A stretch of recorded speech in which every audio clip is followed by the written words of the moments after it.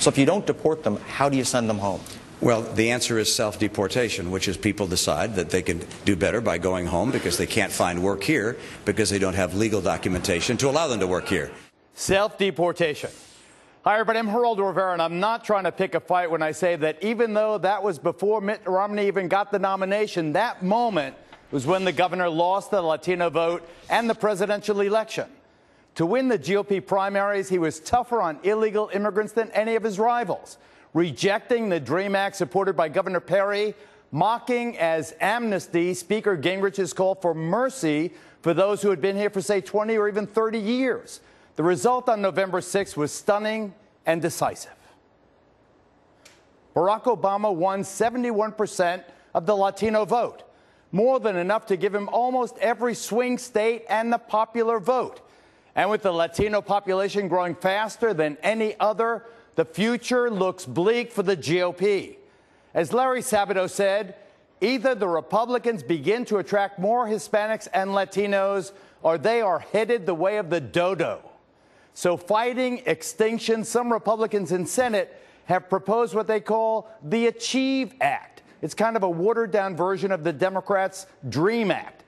And in the House of Representatives on Friday, Republicans actually passed what they call the STEM Act, which increases the number of certain visas. Will those moves make a difference among Latinos? Will it bring them back to the GOP? Fasten your seatbelts, folks, as I ask Republican Congressman Raul Labrador of Idaho and Democratic Congresswoman Loretta Sanchez of California. Both welcome. I'm delighted to have you on the program. Congresswoman Sanchez, you first. Do you think that this will make a difference in terms of the allegiance of voters for the Republican Party? Listen, Latino families and all American families should understand that we really need comprehensive immigration reform. That means that we need to make it easier for people who want to come here to work. If there are jobs to be done that after we've taken care of Americans here, it means we have to take care of the people who are already here, who have been part of our community and the mixed families, if you will, that we have. And it also means that you just don't give a person a visa to be here, but if they're actually been here since they were 2 years old, that maybe you should just say, you know, we need a program to ensure that they actually can stay here for the long term. Congressman Labrador, is this an example of the Republicans in the Senate holding their nose and doing a gesture to the Latino community and only using kind of two retiring senior senators as the scapegoat? I don't think so. This is the beginning of a conversation. As you know, Marco Rubio has been working in the Senate. I have been working in the House. I was actually an immigration attorney for 15 years. The reality is that we need to have both parties work on this. If you look at what the Democrats did, they had 2 years in the House of Representatives and the Senate where they had clear majorities, where they could have done something about immigration reform, and instead they refused to do anything about it. And what they want to have is a political football that they can always blame Republicans. They're using this just as a political tool, and they don't really want to resolve anything. They were able to do something about health care reform, but they couldn't do anything about immigration reform, and they want to keep continuing to blame the Republicans for their failure of leadership. So now we are actually doing some things. They're going to continue to move the goalpost every single time that we do something on immigration so they can have this political tool that they can hit us over the head with. Raul, we have a STEM bill. It's called STEM 2.0, and it's actually Michael Grimm, a Republican from New York, and myself who have put forward this in the House of Representatives. We've had it. You guys have not brought up that to be passed. It actually adds more visas, 55,000 more visas for the very people that today you voted would be able to have jobs. What the problem with the bill that you voted on today and you said yes to is that it doesn't increase any of the amount of people who are coming to this country. It just takes away from one group and gives to another.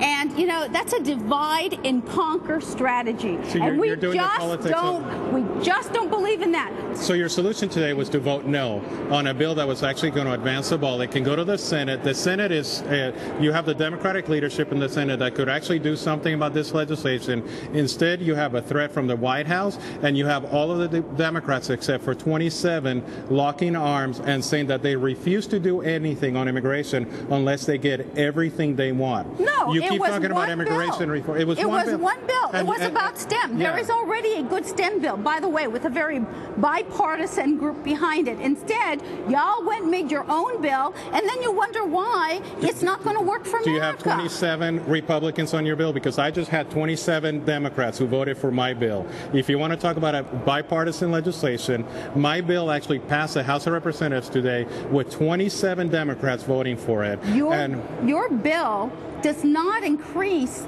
the amount of immigrants who can come to this country. And we all know, you ask your business people, they are looking for visas for these people to come. Plus, it takes away from those people who've been standing in line for a while. That's the one thing that you guys always say. What Loretta's saying is absolutely false. No, it is true, because you're taking the visas away from one group of people and you're giving them to a new group of people. They haven't been waiting in line. It's a visa lottery that people apply for every single year. Excellent mini debate. But Congresswoman Sanchez, going back to the DREAM Act and the president's executive order that granted basically a stay on all deportation for these youngsters, isn't Congressman Labrador right? Couldn't President Obama have done that in year one of his first term instead of waiting until 6 months before the election? Listen, one of the things that we have been working on is trying to do a comprehensive reform.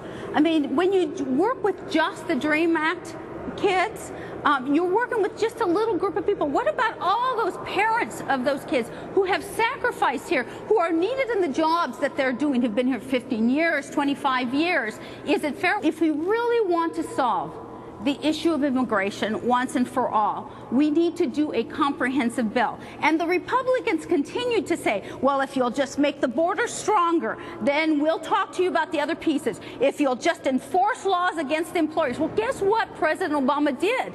He did those two things. Then he said, okay, now let's talk about how we open the gates a little bit more and let people in, etc. And they balked at that. So he finally got tired of it. He said, you know what? I'm just going to go ahead and do it for these DREAM kids. And I'm very proud that he did that. Well, when she says that we have to do comprehensive reform, what she's saying that she's going to be unwilling to work on any kind of immigration legislation unless she gets everything she wants. We need to get both sides at the table. We need to work together. We need to do the things that are necessary to solve the problem. We have a broken immigration system. The immigration legislation has thousands and thousands of pages in our code. We can fix things one step at a time. We can do it together. We can do it in a bipartisan way. But you will hear for the next 2 years, every time we have any kind of solution to the immigration problem that we have in the United States, she and her colleagues are going to say that it's not good enough because it's not comprehensive. And in other words, what she's going to tell you is that she just wants a political tool so she can attack Republicans for the next 2 years. On that point, instead of solving the problem. Congressman Labrador, don't you agree that unless the Republican Party can, to use the acronym from your bill, can stem the erosion of Latino support, there may never be another Republican president? I agree with that, actually, Geraldo, and that's why I have been actually a leading voice in my party talking about what we need to do here in Washington, D.C. on immigration. I'm actually one of the most conservative members of the House of Representatives, but I also think we need a new tone, we need a new rhetoric, and we also need new policies that actually solve the problem with immigration. But no Republican needs to fool themselves. We're not going to win the Latino vote by solving the issue of immigration. We just need to solve the issue of immigration so the Latino community can start listening to the other issues that they agree with us on. Okay, final thoughts, Congresswoman Sanchez. Look, Latino families are no different than other American families. We first and foremost care about our families. That's why doing comprehensive immigration reform is so important. It's just not about the kids who are brought here. It's about keeping all of our families together. You know, they can talk all they want, they can use the rhetoric all they want, but the real thing is ideas and policies, and I believe that that's why Latino families have been voting for Democrats over the last decade. But Geraldo, it's unfortunate that the last 4 years have actually hurt Latino families more than the previous 4 years. There's more Hispanic families in poverty, more Hispanic families actually losing their homes, and it's because of the policies of this president. Those were the policies of Bush, quite frankly. You've been in power for 4 years, so you need to start taking some responsibility. We have taken a lot of responsibility. To an excellent debate from two distinguished legislators. Thank you both, Congresswoman Loretta Sanchez, Congressman Raul Labrador. Thanks very much. Because these dreamers and the Latino and Asian vote they represent is the